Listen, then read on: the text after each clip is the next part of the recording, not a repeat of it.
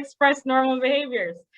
If you have an enclosure that gives these animals options to express their behaviors, they will. And then that's why when I talk about enrichment is usually supplementary and is done in a way that just kind of changes the layout and appearance of an animal's space. But you usually don't need to add anything extra outside of an environment to stimulate these behaviors in an animal. And I think that is what, that's what makes invertebrate keeping so great. You just have to maintain this tiny little habitat that they live in, clean up after them. If you want to breed them, you can. And just watching their behaviors, their interactions with others, their interactions with the environment and their prey. There are a lot of elements, though, that contribute to a physical environment. Those include some of the structural aspects like the substrate, the suitable space for the type of activity levels that are apparent in the species. Some species are more sedentary than others. Some rest on horizontal surfaces, some rest on vertical surfaces, and then creating in a small space. Sometimes you're limited in creating an environmental gradient for an animal, and you run into this with reptiles and amphibians as well, is having enough room for there to be a difference in heat, for there to be a difference in exposure to visible light and humidity. And so you just kind of do the best that you can in the space that you have. If you can't create a gradient, you want to make kind of a middle ground, mimicking the space that the animal occupies the most. So if this animal is more active in a humid environment, they have their little sheltered area, such as in a centipede, but they'll come out to drink water off of surfaces and are generally will be active in that environment. But it depends too on individuals within a grouping. Not all centipedes are tropical, not all centipedes are arid, and you run into that. That's why it's very important to research about the species you have. Most zoo collections have a handful of animals of similar groupings, and their care can be relatively easy, but when you get into especially culturing for certain individual species, that can be a little bit more difficult to guess correctly. So substrate's very important, and knowing the habits of the animal is also very important. So on the left, oh my gosh, it's making me convert this. Okay. On the left is a photo of a tarantula when I was at the Terrestrial Invertebrate Tag Conference in Tucson, Arizona.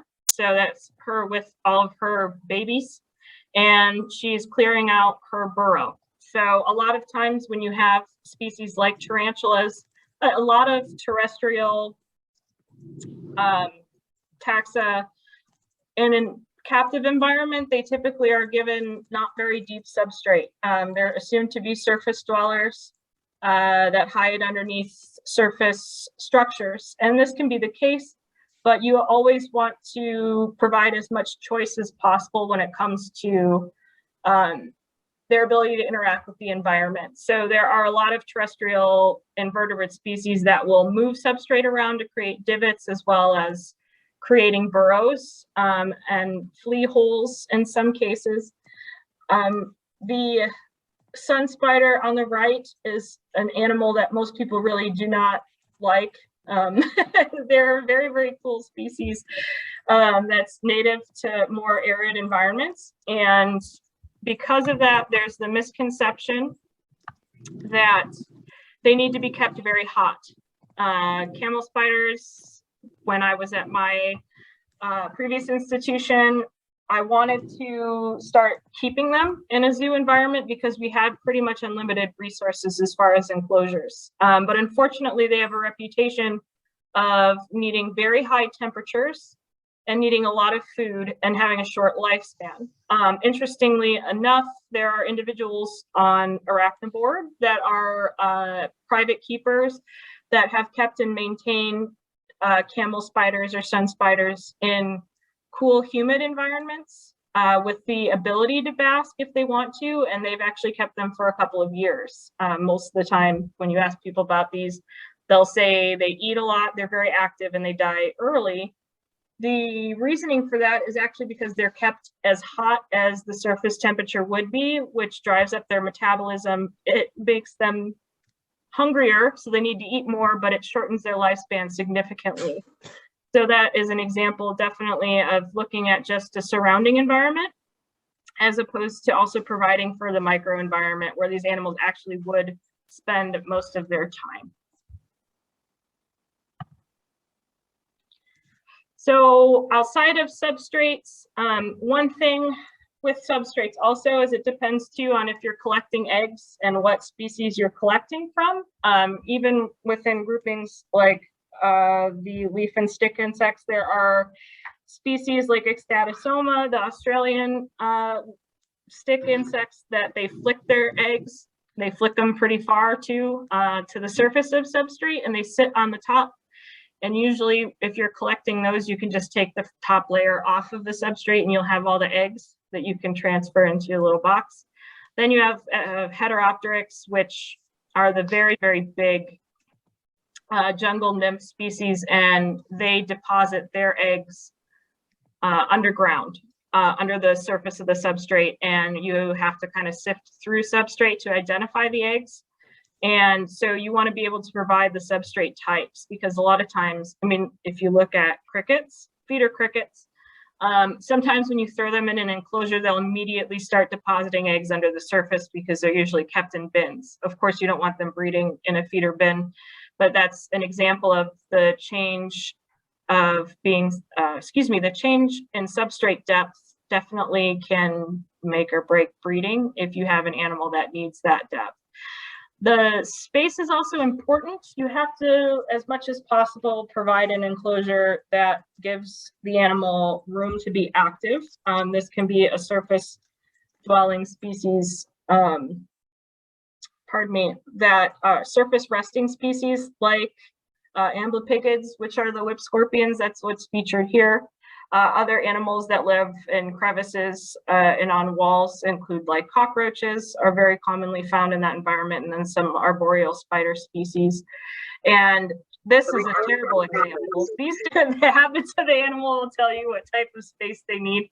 And that includes perching. And perching and resources for molting are very important. Knowing what type of molter you have. If you have a species like tarantulas that are terrestrial molters, giving them the shelter and space that they need to reproduce without being preyed on by their feeder animals if they're in the enclosure, and that goes also for centipedes and a lot of the crab types. But then you have the leaf and stick insects that usually molt hanging from browse branches or another secure surface, and they need quite a bit of space in order to do that. With whip scorpions, they don't have a terminal molt, so they continue to molt their whole life, and they in particular do take up quite a bit of vertical space when they molt. They'll molt out as they're perched onto a surface, usually diagonal, and then they will hang underneath it fully spread out as their exoskeleton hardens. And so they need to be able to have the space to do that, or else you will have animals that are deformed, or that don't have the space to emerge, and they get stuck in their molt and pass away, which that's unavoidable also. There are some situations where something goes wrong and they get most of the way out, but their body begins to harden, and there's not too much husbandry wise you can do at that time. You can try to assist them in exiting their molt, but because their entire body is affected by all of their internal fluid pressures, including tubes that enter their anus and mouth, sometimes it can severely harm them to help them. And I've not really ever been successful with that type of thing. Usually you get deformed limbs because those are the things that get caught.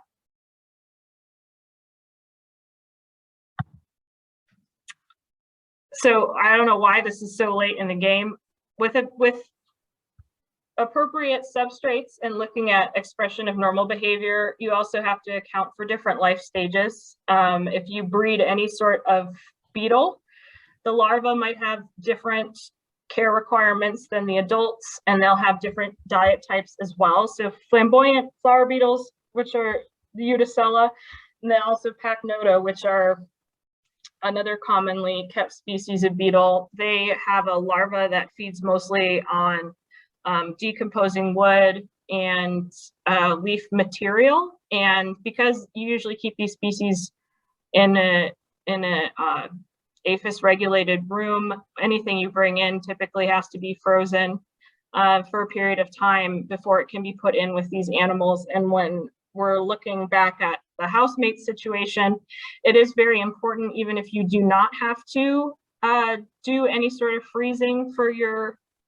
exhibits or your collection, it eliminates a lot of pest species, including mites, wood mites, and similar animals that might not be a direct detriment to the animals in your collection, but they can be irritating to terrestrial species that get kind of covered in them. Also, sometimes ants will come in on pieces of rotten wood, and those can be not good for species in the collection. But you want to be able to source appropriate substrate types for young animals like this, like beetle grubs. And if you cannot create this in your institution, you can buy substrate mixes from some specialist vendors online that do different types of wood and mulch mixes for species of especially beetle larvae, but also with some species of millipedes. So a big issue that happens when you have small animals, this is across the board, but most of my experiences in smaller animals, is visibility of the animal for the guest versus security of the animal and its ability to express hiding and fleeing behaviors. So there are ways that you can build an exhibit that will allow animals to choose places to rest and retreat that are still visible to the public. I do note in the article that one of the best ways to house invertebrates is in an exhibit hall that's darker, so that the only light that they're receiving is supplemental light you provide through fixtures. A lot of species live under several layers of canopy in some situations where they're not receiving a lot of direct sunlight. And so bright lights can deter them from being active. I tried to get photos of the room that I was working in at Fort Worth because we had track lights. I'm sure other people here have used them. They're movable lights on a line fixture on the wall. So you can not only move the position of the fixture, but it's on like a little bendy cord that's got a little tiny spotlight. I'll try to find it and I'll post it later. But they allow you to provide for both, like you can dim the lights. You can also position them to kind of provide what would be sunlight coming down through the canopy, where it gives an animal an opportunity to bask in that way. And it seems to be less stimulating for some of the more visual animals if you have a darker viewer side, so that they're not as exposed to as much movement. But many species that are kept on exhibit are pretty passive. And that is why also a lot of times UV is kind of, you go back and forth on it. A lot of species of inverts, even daytime active animals like phasmids, go blind by the end of their life because they have no eyelids. So even though that's a natural process that they might lose their vision over time, they may not prefer to have direct sunlight and usually like a little bit of cover. This went totally away, well, not totally away from this topic, but it's important to be able to exhibit animals in a way that allows them to express natural behaviors of retreat. And with more nervous species like some of the whip scorpions, you can kind of position perching and retreats at an angle so that you can still see into an enclosure. You can also encourage an animal to create a burrow in deeper substrate if it's piled against the front of the glass. There are a lot of animals that are not put on exhibit because they're not charismatic in the way that they shy off from movement, visual movement. Centipedes, a lot of times you hear people don't want to display them because they don't do anything. They just hide. And that, if that's the behavior and the physiology of the animal, then you can either find a way to display them or you can keep them off exhibit and choose a more active, charismatic species whose needs can be met by that enclosure. But you always want to, this is where I get into trouble sometimes, is you want to provide what's best for the animal. You want to provide them in an environment that is engaging to the public, that replicates their natural environment. And in their natural environment, they're going to be in retreat often. Some inverts are more active than others, but they should be allowed to be shown resting in the best way possible, because it's the same like when you see a crocodile and it's resting and people want to know what it does. It rests most of the time. So if you can display them while they rest, that's much better than removing an animal's choice to hide when they feel stressed. And because people don't, most guests are freaked out by bugs, they won't spend too much time looking at them. But I've noticed that even if you don't label an empty enclosure as empty, people will still spend a lot of time looking into it. So I don't believe that these are animals where people are particularly peeved about not being able to see them. I note in the accompanying article, though, please label empty enclosures because you want people to be able to learn from what they're looking at. If you set up an enclosure temporarily so it looks like a natural habitat, but there's nothing in it, we've all had to do it. But for the public that are wanting to see these animals, it happens a lot with reptiles too. They think that they can't see it, they get frustrated and they kind of move on from it. So it's just treating these exhibit galleries like other exhibit galleries where you want to do good by the animal, by the appearance of the enclosure looking nice, keeping them comfortable, but also engaging. And a lot of us don't have a choice for major changes in signage, but you can also incorporate signage to show people where the animal is resting. I found that that's really important. They don't mind if it's resting if they can find it and see it. Again, with bugs, this is a lot less pressing as far as visibility compared to some of the megafauna that are kept in zoo collections.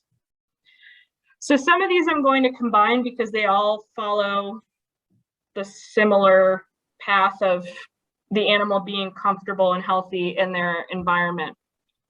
So some institutions where you quarantine animals, inverts can be really difficult to quarantine because you usually don't test for anything. You can't give them medications to eliminate most parasites because their system is affected and they'll pass away, or you just kind of see if they make it through the quarantine period, which depending on the animal and its sourcing, these animals can die the day you get them. They can live 3 or 4 years. You don't know what condition they're in, what their age is, and what they were dealing with before they were brought into human care.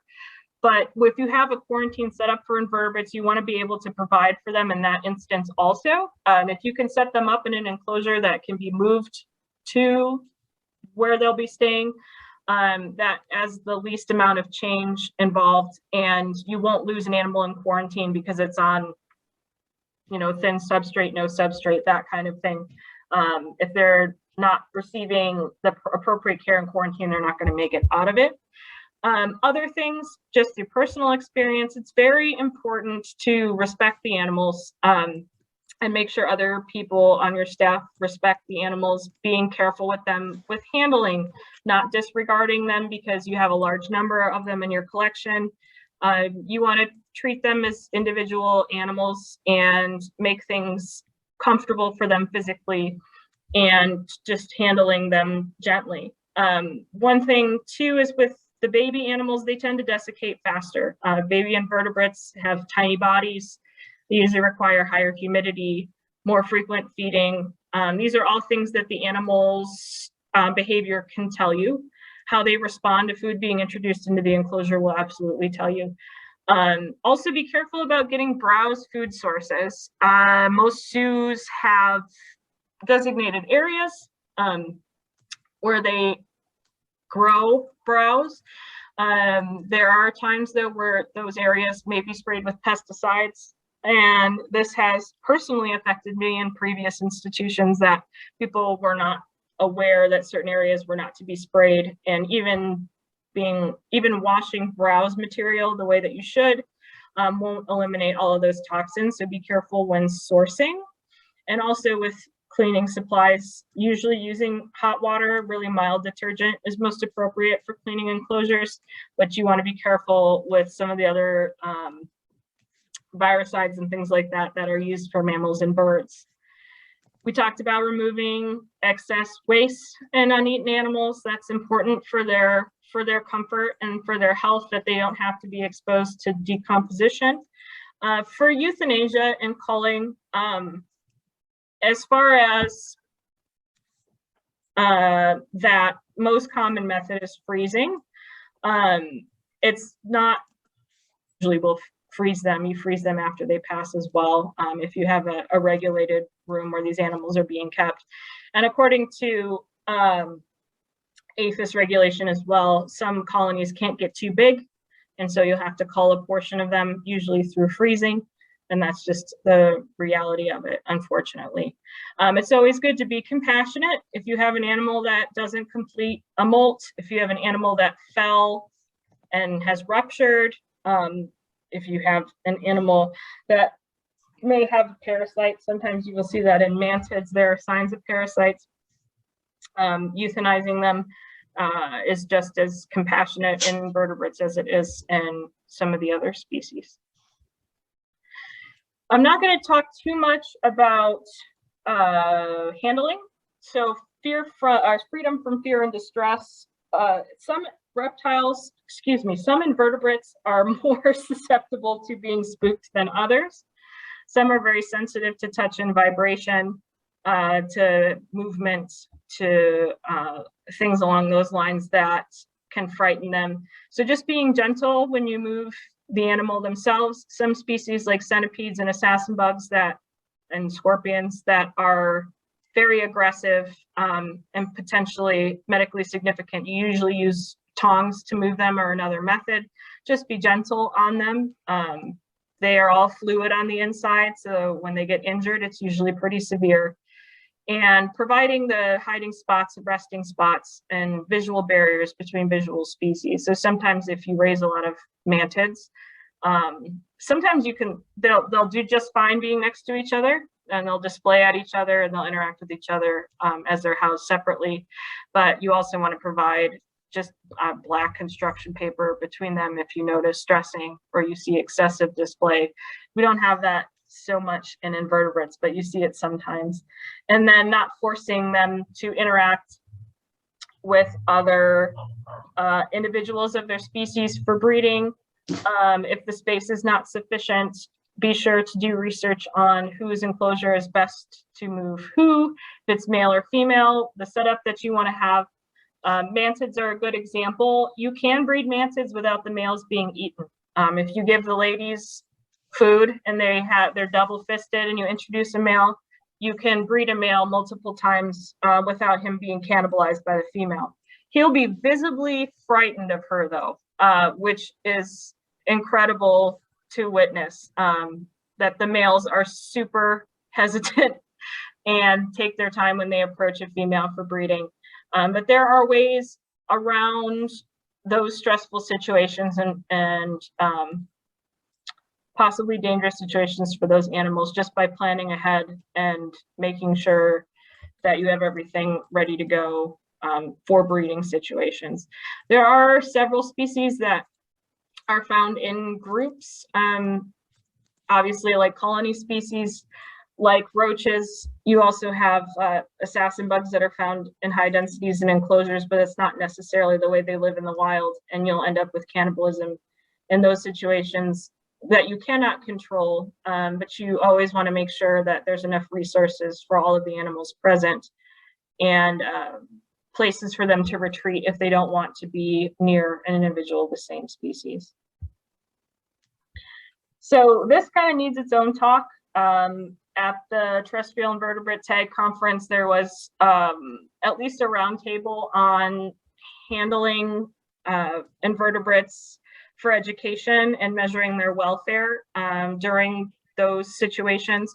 A lot of times, if you want to use an invertebrate for an interaction, you can get them to sit on something that's not your hand if they're resting on bark, like you use with whip scorpions. Sometimes, depends on the whip scorpion.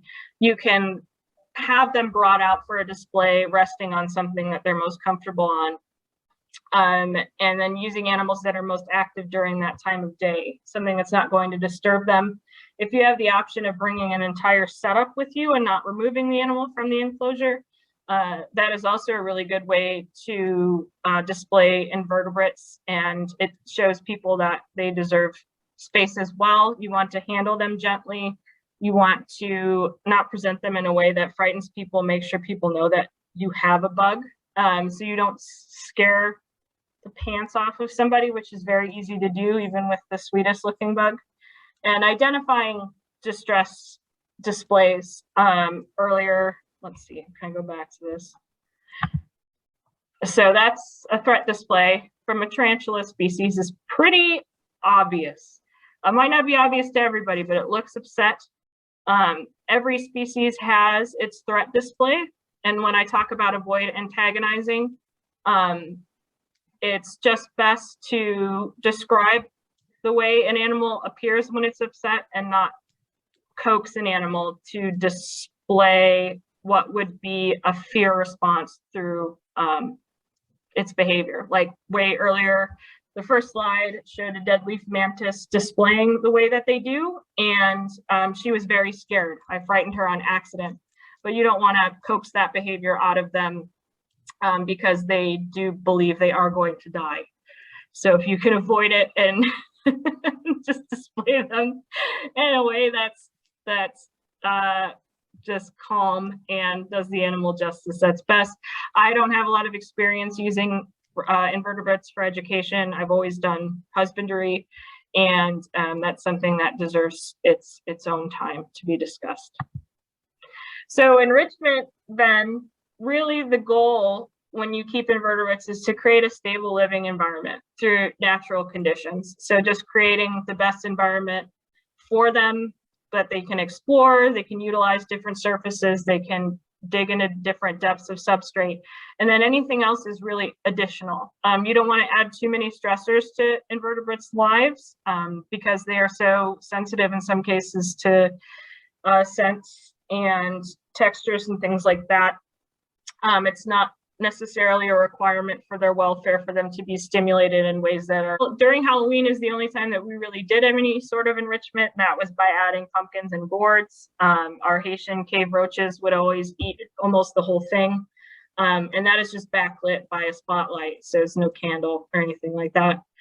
Also, some animals will be enriched by exposure to neighbors, as the mantids on the right display. Those are offspring that I was raising at the time, and they would practice their displays at each other, but they never really seemed to get stressed out about it. Feeder invertebrates deserve their own thing. I just wanted to throw that in here.